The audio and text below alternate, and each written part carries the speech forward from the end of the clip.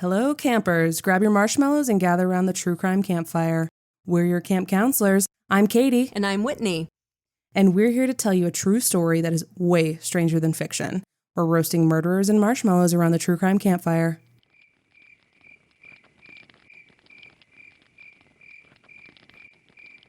Psychologist Rolio May said, "Hate is not the opposite of love. Apathy is." Over the course of the last 3 episodes, we've discussed how apathy paved the way for a horrific criminal to wreak havoc on the women of Vancouver. Willie Pickton was only allowed to continue his crimes, to rack up the number of bodies he did, because the government and the police didn't do their jobs. We're apathetic to the cries for help coming from the downtown eastside. Today, we have finally reached the conclusion to this chilling story. Justice will finally be served, but just a little too late for too many women. This is part 4 of Less Dead. Serial killer Robert Willie Pickton.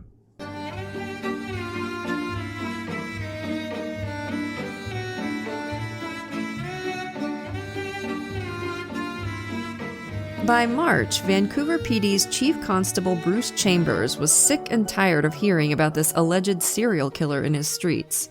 He pointed to Project Amelia, the team put together to review the missing women's cases, and said that we keep reviewing this because we hear the concern from the community, but we've found nothing that would indicate there's a serial killer involved in these missing people. Yeah, we found no evidence that the sky is blue either, man. What do you mean? No, you found nothing. Okay, what about the, legion of missing women? Would that be considered evidence at all? Jeez Louise. Bruce and the other VPD officers were hearing hoofbeats behind them and assuming it was a zebra and not a horse. In fact, the Vancouver government had set up a $100,000 award for information related to a series of home invasions, and when the families of the missing women were like, what the fuck? Why don't you offer a reward for our cases? The mayor responded, "No bodies have been found. The police have a procedure for homicides and missing people, and they are following it. I don't think it's appropriate for a big award for a location service." Why not?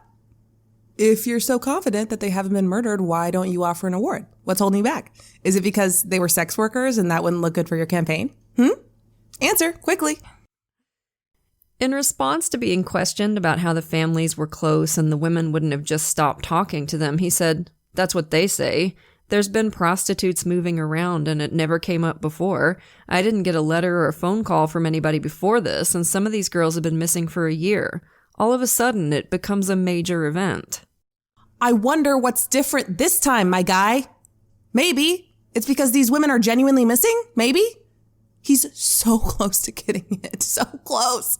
I literally cannot believe some of the things that people said out loud in this case. If I didn't know how well researched that book is, and I know it's true, but it's how did you say that out loud? It just absolutely blows my mind.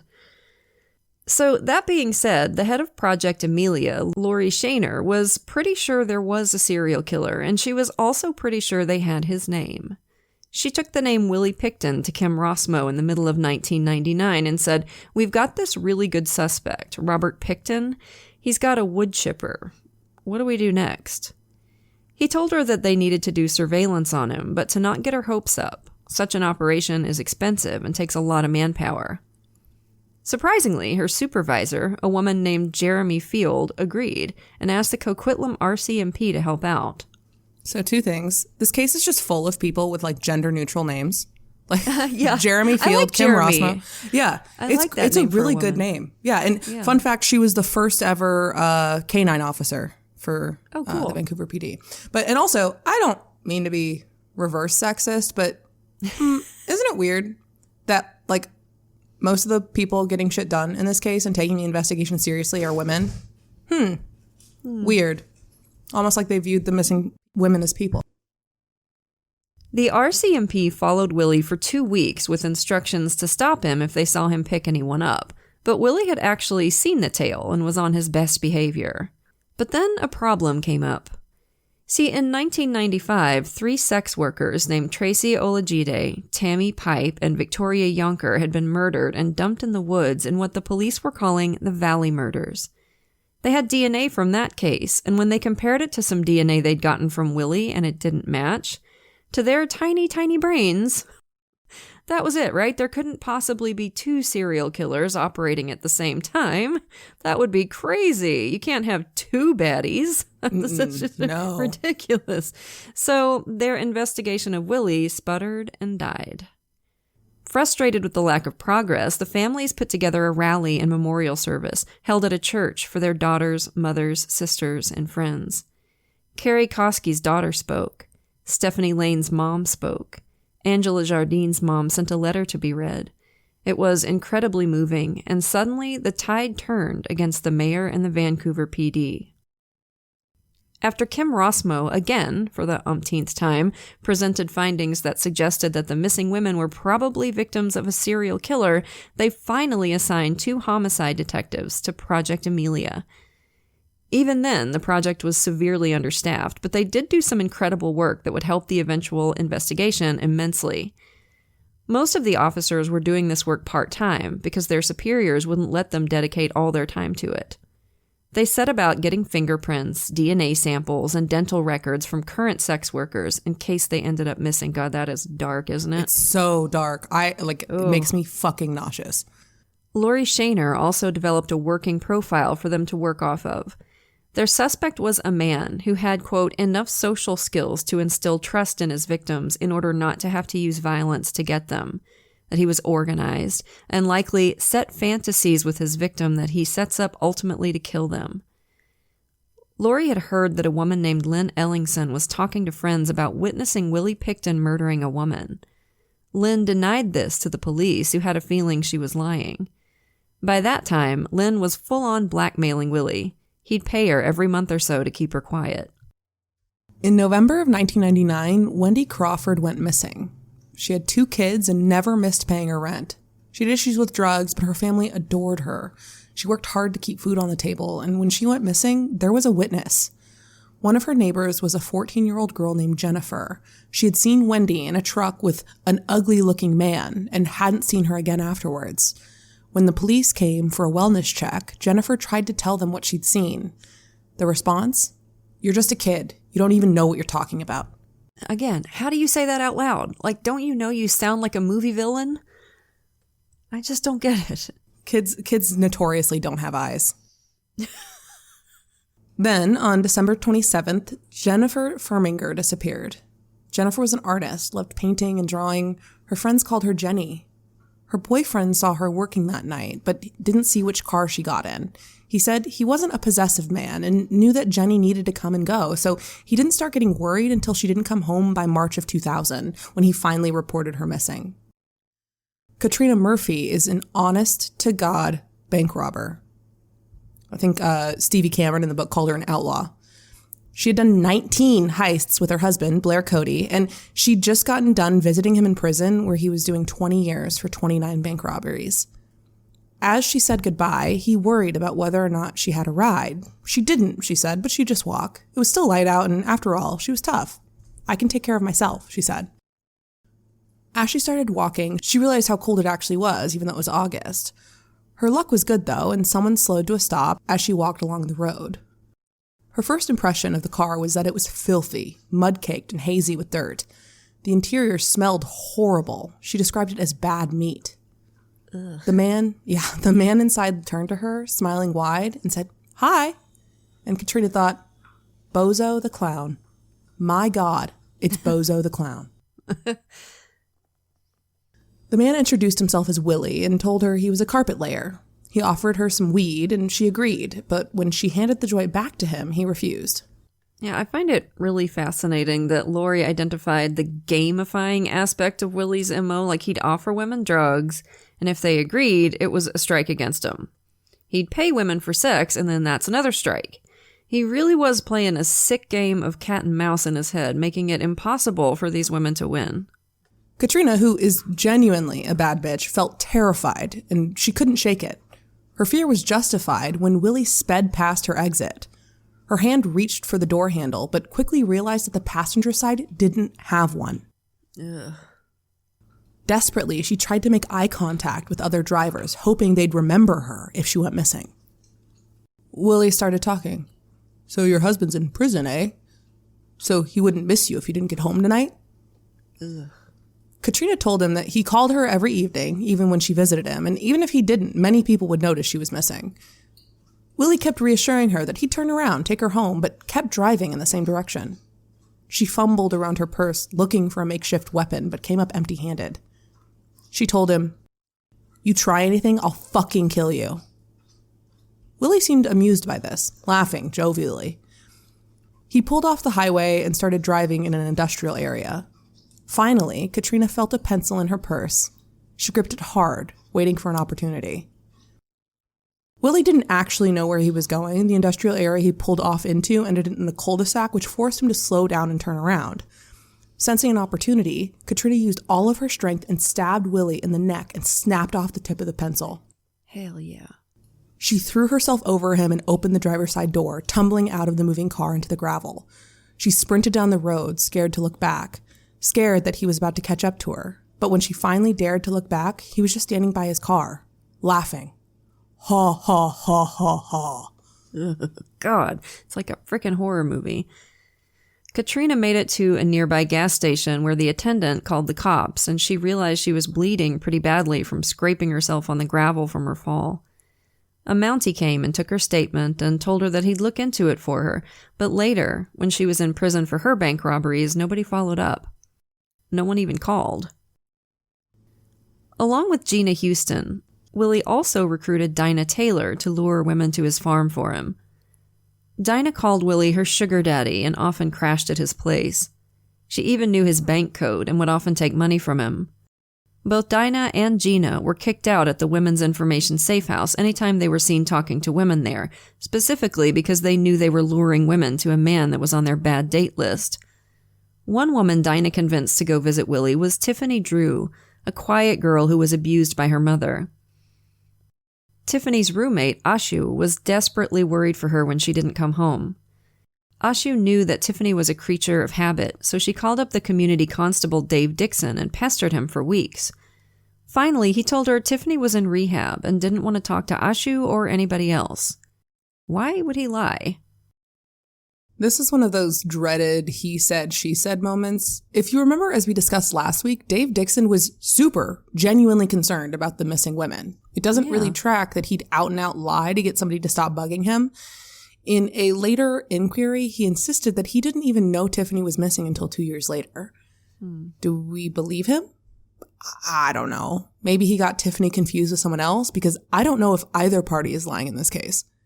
Yeah, I mean, the police have hardly earned any goodwill here, so I don't know. I might put the weight on the side of him lying, but it does seem weird because he was one of the ones that seemed to kind of get it. Yeah. So that's strange. And I guess it's very possible there's more than one Tiffany, you know what I mean? Sure. So who knows? Tiffany's sister Kelly called the missing persons team, who responded, "What do you expect? She's a prostitute." How do you people say these things out loud? I just cannot. It's, oh my God. It's like, let's pretend I'm a villain in a cheesy Lifetime movie. What would a villain in a cheesy Lifetime movie say? I'll say that. Later, Tiffany's DNA would be found on the Pickton farm. Dawn Cray also went missing that December. Dawn was one of 7 siblings in an indigenous family. Her father died when she was 5 years old in her tiny little arms. Afterwards, her mom started drinking and she and her siblings were put into foster homes outside of their community. Dawn was abused in the first foster home she was placed in, but found stability in the second. Her teens were tumultuous, and she fell into drugs and sex work and shoplifting in the downtown east side. People all around the neighborhood loved her, and she always shared whatever she had, no matter how meager. Most of all, Dawn had a very strict schedule.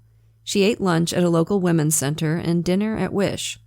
She'd do her hair and makeup and meet up with one of her many regular clients. She didn't really like working the street. Getting in cars with random strangers seemed terrifying to her. Dawn had confided in her sister that she was convinced that someone was trying to kill her. On Christmas, her sister tried reaching out to her to get her to spend the day with her family, but couldn't get in touch. She called around and found out that no one had seen her in a while and that she hadn't picked up her welfare checks since November. The last person to see Dawn alive was Dinah Taylor. Little fun fact about the missing persons unit, by the way. The guy in charge was named John Dragini. He was obsessed with the police force's pipe band and also with child sexual abuse material, for which he was arrested in 2006. Real peach of a guy. Anyway, the Vancouver PD decided that Project Amelia wasn't really worth funding anymore. They cut the staff down from 9 to 6, and everyone knew it was a matter of time before it was disbanded. I mean, the chief felt like there was nothing to be reviewed anymore. Sex workers were hardly going missing. There was certainly a downward trend. In 97, 13 women of the downtown eastside went missing. In 98, 11 disappeared. In 99, only 5 disappeared. So, boom, done. No need to dedicate valuable police resources to these women anymore. We could just all go back to forgetting they ever existed. Luckily, this wasn't the universal opinion of the investigators that were concerned for the women of the downtown eastside.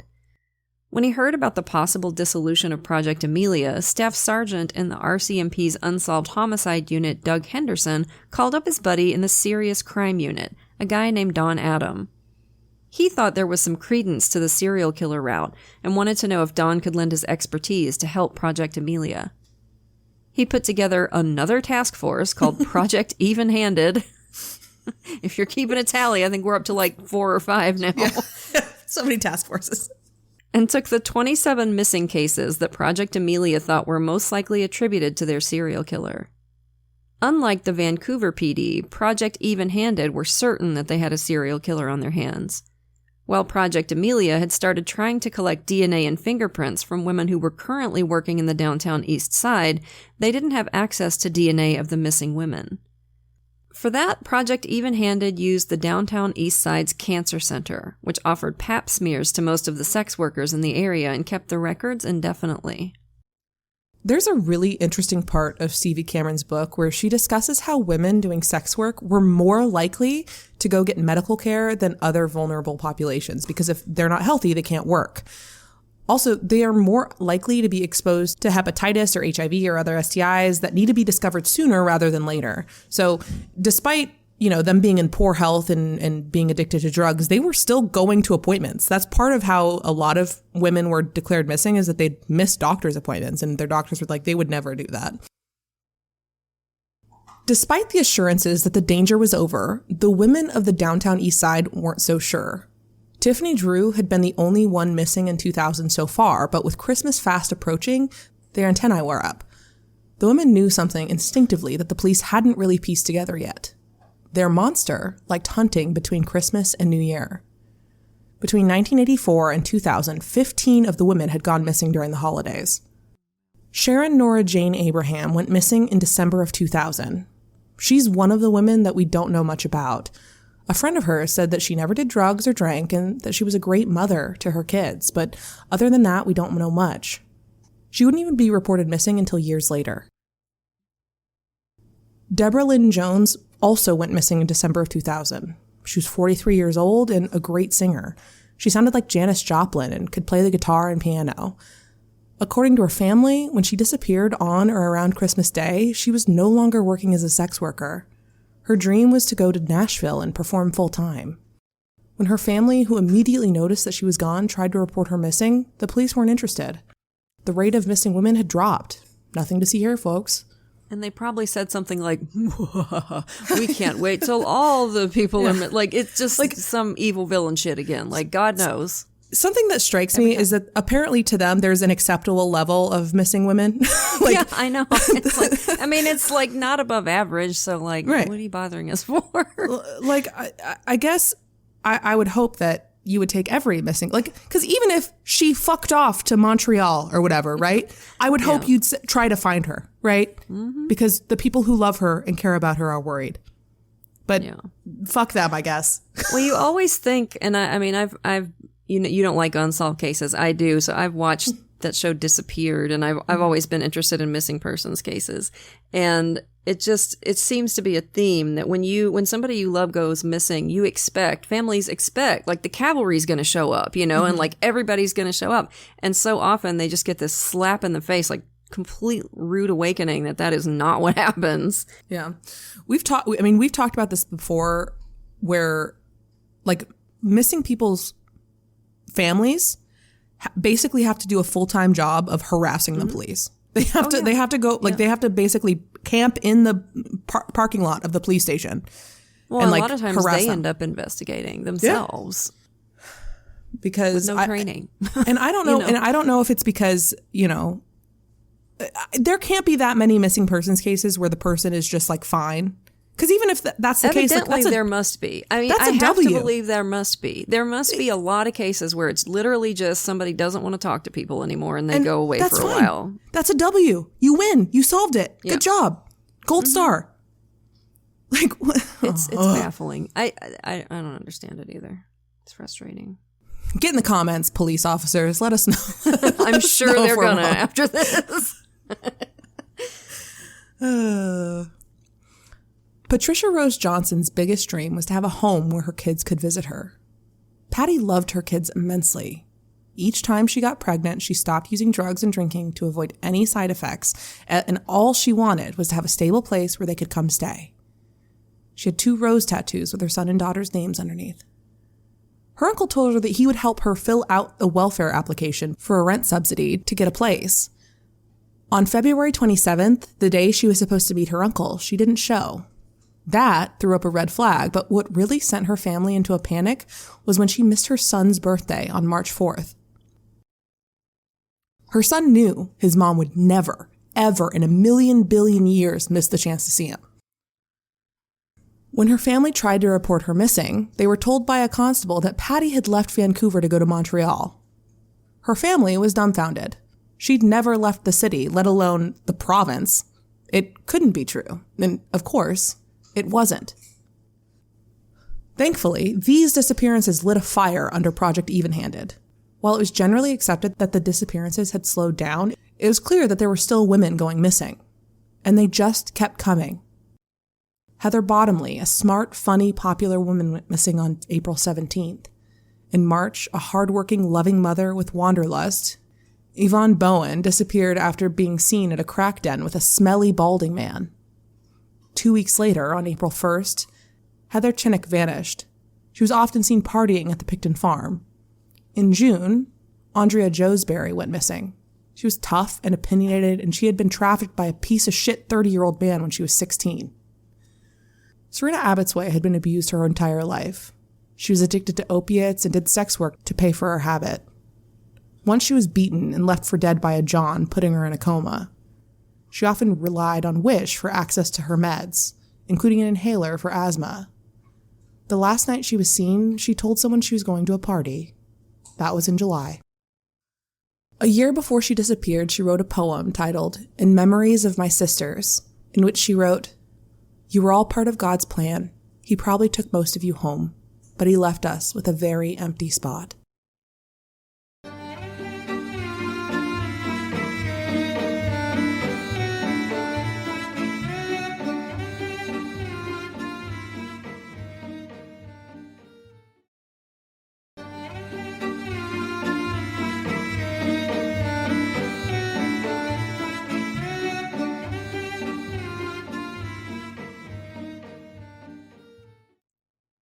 Diane Rock went missing in October. A few months before her disappearance, she'd called a friend in a panic, needing to be picked up urgently at a farm in Port Coquitlam. When her friend got there, she was horrified. Her friend had been beaten, nearly to a pulp, and she had rope burns on her wrists. She told her friend that she'd been trapped in a windowless room for 2 or 3 days, where several men had sexually assaulted her.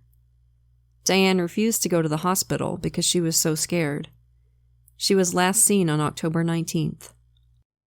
There's a really, really sad story about her 14-year-old daughter going around all over the downtown east side searching for her mom, talking to people. This poor little girl traveled hours from where she lived with family just to see her mama. It's heartbreaking. Oh my God. Mona Wilson was 26 years old when she went missing in November. She'd been severely abused as a child, but she was still close to her siblings. When she missed Christmas, they knew for sure there was something wrong. It wasn't like her. Meanwhile, back in September, the Vancouver police were finally feeling some heat. Article after article was published in the Vancouver Sun, criticizing them for the handling of the missing women. Some of them, like Jeremy Fields, came off favorably. She said she felt horrible that she couldn't devote more time to the cases, but she and her team were stretched thin. Meanwhile, Chief Constable Terry Blythe said, "It may have been under-resourced, but I don't want anybody to believe that we didn't think it was serious. We've been hit with this criticism so hard that it's tough to defend yourself. But right from the beginning, I think we've acted very responsibly, and we've done as much as we could with the resources we had and with the information we had." Surprisingly, the public didn't take too kindly to him saying that. Meanwhile, Don Adam and his team were avoiding the fallout and trying to get some goddamn work done. In fact, he made an effort to meet with the families, letting them rage at him for his forebears' mistakes. The families quickly realized that Adam was an ally, and for the first time in years, they had hope. Don Adam made it clear that his door was open to them, and he regularly called them with updates. In October 2001, the RCMP made a formal announcement. The 46 missing women were being treated as homicides. Scott Chub, remember Scott, had 99 problems, and his wife Tasha was about 50 of them. They were common law married, but had been separated for months. He owed her about $11,000 in child support, and when he visited his kids, she physically attacked him and he called the cops. By the time rookie RCMP Constable Nathan Wells and his partner made it to the house, Chub was hammered and mad. Tasha really liked cocaine, and Scott had had enough of it. He told the police he was sick and tired of the drug problem in Port Coquitlam, and he wanted the police to do something about it. Okay, Scott. That's so funny. Like, because my wife is on my nerves, so fix the drug problem. You know what? He is a Karen. Scott Chub is a little bit of a Karen. He's a little bit. Now, from what we know about Scott Chub, do we think he was just feeling some civic pride in his community and wanted to improve the area? Yeah, not so much. See, Scotty Boy had gotten on the bad side of some not very nice men who he claimed to be Hell's Angels. Knowing his affiliation with Dave Pickton and Dave's affiliation with the biker gang, it's probable that that's the case. Scott got the ever-loving piss beaten out of him, and he got 160 stitches and a TBI for his trouble. So maybe he was a little scared about the Hells Angels, and he thought his best opportunity to solve his problem was to get the police on his side. Because of his connections, Constable Wells thought that Scott might make a good CI for him. Scott agreed and ominously told him, "You get back in touch with me, and I'll make you famous." Which makes me laugh, but also if I were a detective, I'd be like, "Really?" Yeah, tell me more. What do you got? Like book deals or what? Yeah. Wells reviewed Scott's criminal record to see what kind of person he was. It was mostly petty stuff. Breaking and entering, forgery, failure to appear, possession of stolen property, DUIs, impersonation. Then there was the forcible confinement, assault, possession of an unregistered weapon. Not exactly an upstanding citizen, but with the right corrections and a little motivation, he could be helpful. On January 25th, 2002, Chub called Nathan up and asked to chat. Nathan tapped a more experienced officer, Richard Kim, to assist in the interview. When Scott got in the car, he immediately started asking for money. He'd lost his job and he had rent and child support to pay for. Wells said they could pay him, but only if the information was good and he'd witnessed it himself. No gossip.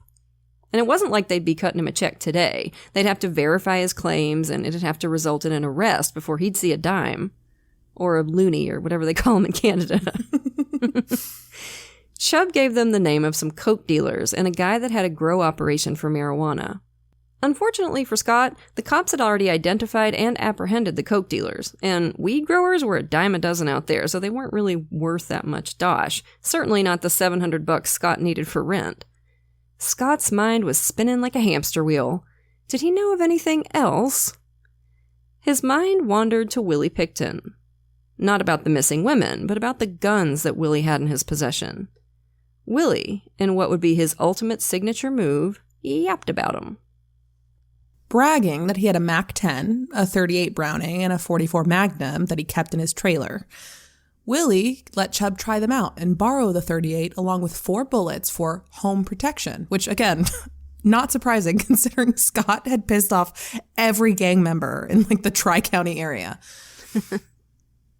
Chub brought it back to Willie, sans one bullet. Chub borrowed it again another time, but instead of bringing it back, he sold it to a gun shop owner for $300, which I don't know what he expected to happen. Apparently, I don't think anything happened. I don't think Willie ever asked for it back. I think he was just like, okay, Scott has my gun. Okay, Scott said, well, what about unregistered firearms? You guys interested in that? The RCMP certainly was. So on February 1st, Scott called Wells up, and Chub told them that Willie Pickton had 3 unregistered guns in his trailer at the Pickton farm. The MAC-10, the 38, and a 44 that they would find by going through Willie's laundry, as well as a bunch of ammunition. The cops were interested, but in order to get a warrant, they'd need confirmation that the guns were still there. So, according to Scott, which I'm pretty sure is Canadian for taken with a big ol' scoop of salt, he snuck into Willie's trailer on the night of February 3rd while Willie was out doing God knows what. In the laundry room, he found the MAC-10, but before he could find more, Willie returned, his truck roaring in the dark toward his home. Scott scrambled for a hiding place and found one in the second bedroom across the trailer from Willie's room. He pulled out the bed and crouched behind it. Willie came in, didn't seem to notice anything amiss in the second bedroom, took a piss, and went to bed. It was hours before Scott felt safe enough to scurry out of his hiding place and out into the dark. The cops don't believe this story and don't think Scott ever actually went back to check on the guns. And Scott didn't spin this particular tale to them when he was confirming the location to them, so they went ahead and applied for a warrant. Wells' partner had told him about Willie's record and how he was a person of interest in the missing women's cases, and when Wells contacted the task force to let them know what he was up to and to see if they wanted to take the case, they told him to go right ahead and do the search himself. Quietly, though, they thought that maybe this was it. Finally, someone had a reason to go to the Pickton place. On February 6th, Wells finally had enough to apply for a warrant to search Willie's trailer.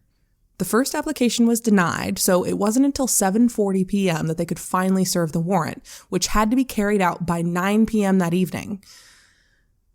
I don't know if this is a thing in U.S. warrants, but Canadian warrants seem like they operate on like weird video game logic.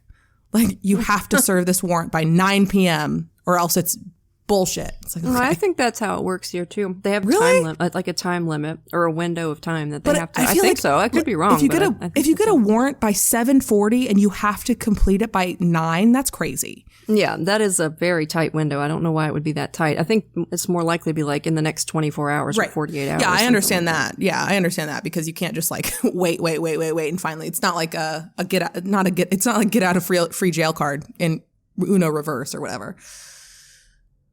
A team of about 9 police from both the RCMP and the Vancouver PD were to help serve the warrant. Don Adams sent some of his Project Evenhanded people to assist. They knew that if they fucked this up, they'd ruin any evidence they found. The initial plan was to start looking for the guns, and then if anything else came up, document it as it came. Don't touch anything that might be part of the missing women cases, or else you endanger the arrest. When they got to the farm, it was after 8:30, so time was ticking. They hesitated a little when they saw that Willie was home and was getting out of his truck to go inside. The police stood next to the front door and used a battering ram to bust the door open. But then Willie poked his head out of a second door 10 or so feet away and asked, "Hey, what's happening?" And when the police told him that they were, in fact, police, he slammed the door shut again. Okay, first of all, how terrifying would this be? You know this guy probably has at least one illegal weapon in his house. You think you're about to surprise him, and then he surprises you with a second door. Second of all, is his house just doors? Like, is it just a row of doors? Like, what is this place? Remember when Wendy Lynn tried to escape and found another door sealed shut? Like, what was going on? Like the MC Escher house or something. Yes. Oh my God. This house. I can't even envision, like I've seen pictures and I feel like there's a door in every picture. That's what it is. Like, what the fuck is happening? House of doors. Anyway, the police ran in and hurled him to the ground. Good. Cuffed him and told him he was being arrested for possession of restricted firearms. When asked if he understood, he just said, "Okay." When read his rights again, he said, "Okay." As he transported Willie to the station, Nathan Wells kept looking at the clock. They had 30 minutes to find what they were looking for, or they'd have to let Willie go. When he got to the station, he put Willie into the cell and nervously sat next to his radio to listen for updates. Back in the trailer, the investigators were overwhelmed with how much shit there was everywhere. Probably literally and figuratively. Also, the horse head was still on the wall, and it was just as terrifying as ever. They started in the laundry room and found a gun in a case above the washer and dryer. That was a relief. Their warrant was warranted. They could proceed with the search. Upon further inspection, the gun was wrapped in plastic, but appeared to be the Smith & Wesson .22. When they unwrapped it, they found that a dildo was attached to the barrel. Just let that sink in for a second. Weird and creepy. Later DNA testing would find Mona Wilson's DNA on the sex toy. In Willie's room, they found women's jewelry, a woman's purse, pieces of paper with Dinah Taylor's name, a flare gun modded to fire 12-gauge shells, fuzzy handcuffs, zip ties, and dildos. They found a box of knives, books, and a birth certificate belonging to Heather Bottomley. In Pickton's office, they found some ammunition and a gym bag containing a pair of women's tennis shoes and an inhaler prescribed to Serena Abbotsway. 2 missing women's names listed on items in Willie's trailer. They'd hit gold. In the machine shop, they found more women's jewelry and clothes. In the barn, they found a trailer full of live squealing pigs, and 2 skinned pigs on hooks. Oh, those poor babies. Because they'd already found the item that the warrant had outlined, the police had to wait to get another warrant to search the farm more thoroughly. What followed would be the single largest crime scene investigation in Canada's history. Meanwhile, Willie was released on bail at about 1 p.m. the next day with instructions to not return to his property until they'd completed their investigation, with the exception of feeding his livestock. Willie stayed with his brother and worked for him. Investigators broke down the property into 7 separate sites and then created search parameters for each one. They put up an electric fence and posted guards at the entrance to ward off intruders. One investigator, who kept pigs of her own, was asked to determine the well-being of Pickton's pigs. She found them in horrible condition. One sow who had just given birth could barely stand, and her litter was dead. Oh, that's so sad. Sick pigs were lying on top of each other. One pig's hoof was so infected that it was rotting off. Oh, that makes me so sad. In the slaughterhouse, she found barrels full of rotting carcasses, pigs' heads lying around, and 3 freezers stuffed full of meat. She felt so bad for the pigs in the trailer, who hadn't been given any food or water, that she brought food from her own farm to feed them. The full list of everything investigators found in their search is extensive and horrific, and can be found in full in Stevie Cameron's book On the Farm. I wish we could talk more in depth about the actual crime scene investigation, but we're already on part, 12 here? So we'll be brief.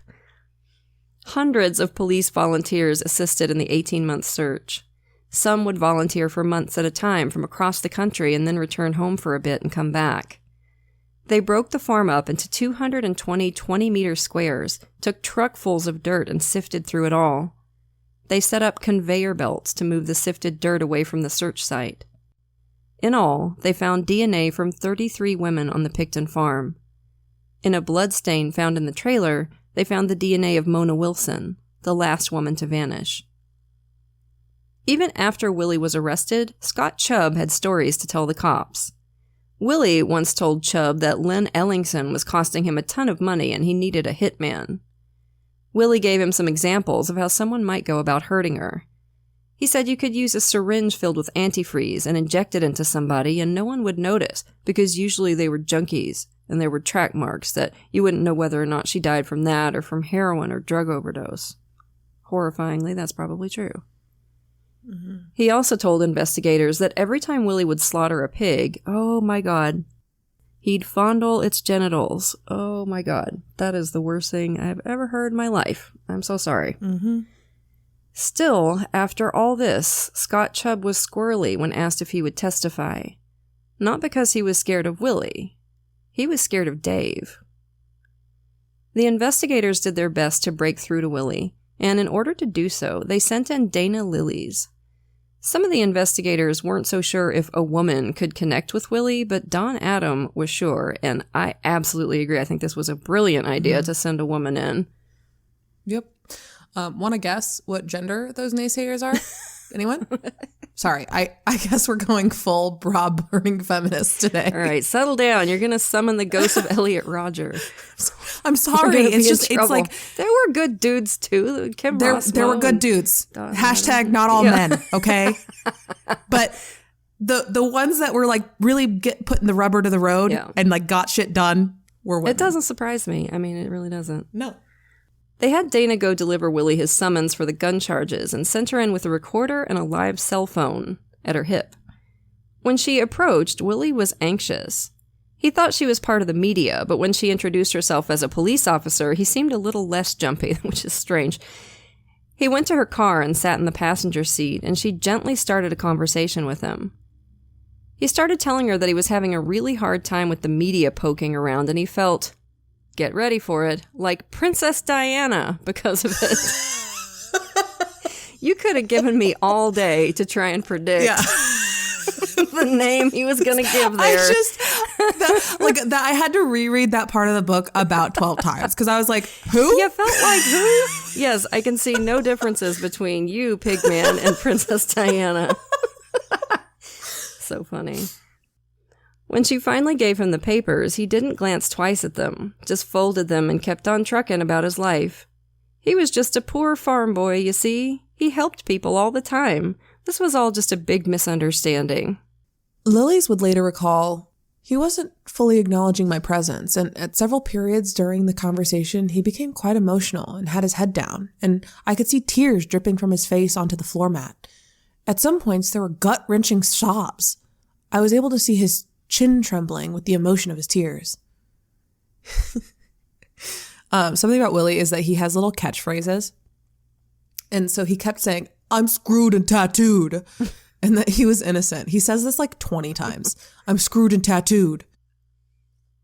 He used every sob story at his disposal. The calf that his family slaughtered when he was a kid. The time Wendy Lynn Eistetter nearly killed him. Ugh. When they were kids, his greedy brother always asked for $2 from his mom, but humble Willie only asked for 50 cents.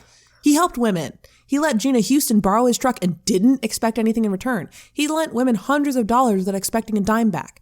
Would a murderer do that? Willie didn't think so. During his ramblings, Willie noticed the flip phone open at her side and asked, is the tape recorder working okay? Oh, it creeps me out. He took the time to make sure she knew that he knew he was being recorded. In between his little woe is me act, he was still hyper aware that she was there, to investigate him. And he wanted her to know, I know. Creepy. Yeah, it's like it's almost like how we talk about how charm is a verb. Oh, yeah. This sob story thing is a total tool for him. And he uses it to obviously manipulate women. Because what's really interesting about Willie is that to men, he really liked giving off like, I'm a tough man. Mm-hmm. And he'd drop like F-bombs. He'd be like kind of more rough. And with women, he would do this like sympathetic figure of like, oh, I'm just a dumb little farm boy. It's really fascinating. And that's why I think like Willie is not nearly as dumb as people assume he was. In a later conversation with him, Willie told Lilies that any remains that they found on the farm were probably chickens or pigs or emus or ostriches or llamas. Definitely not women. He told her where she'd find 3 feet long bones, but they weren't human. He called them leg bones, and when Lilies pressed, he got a little more frantic. Only thing I ever kept there were leg bones. They're 2-legged. I'm gonna be nailed to the cross, I tell ya. There's one doorway there, one doorway there, one doorway there. If they wish me to, I'd like to go in and show them, for possibly one bone is right there. These are 2-legged. If they are human, I am nailed to the cross. When she asked them if they would come back human, Willie kept spiraling, saying that if they were human, he'd own up to it, but they weren't. With these conversations, and with the blood stain on the farm being identified as Mona Wilson's, and with Heather Bottomley's birth certificate being found, it was time to put the habeas corpus on Willie Pickton for 2 counts of murder. He was brought to the RCMP jail, where he was encouraged to take a shower, but refused, and put in a cell with another man. Willie was big mad and kept demanding his lawyer, but eventually his cellie struck up a conversation with him. At first, Willie was hesitant to tell him anything. He told the guy that he was in for a driving offense, but quickly copped to being charged with murder. Before long, Willie seemed to be enjoying the attention.